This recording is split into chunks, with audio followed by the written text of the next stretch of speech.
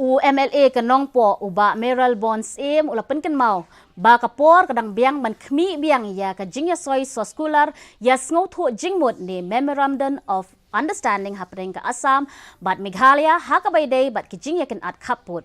Uloong ba ya ka ni ka Soskular Hapdeng ke Assam bat Meghalaya ompat shimlaay ya ka rai ba khaddu da ka dorbar tauan ke parliament. Da ka bakdo ba ki don ki jing persya na ki kishnong ki tau halor ka ni ka Soskular ka balay soy bat ka Assam. MLA uloong ba kapor kadang Biang ban Khmih benya hakabay day bat ka jing persya jong ki nong shnong. Ka Sarkar Assam bat Meghalaya kilay soy ya ka Soskular ban penbet ya ki jak yak jing yakin at kaput ha ki hinriw na ki khat artli ki jaka ban bayak aja bala penlong ha ubnai leber mentau snem. Menteri Rangba ke Jilla Assam Himanta Biswa Sarma bat Menteri Rangba ke Jilla Meghalaya Kongrat Sangma kilay soy ya ka Soskular ke balas jang ya kan ni nadu ubnai naitung mention snem ha ka jingya don lang ba jong Menteri ka tanat ki kampo yeng ka Sarkar Pedeng Amit Shah.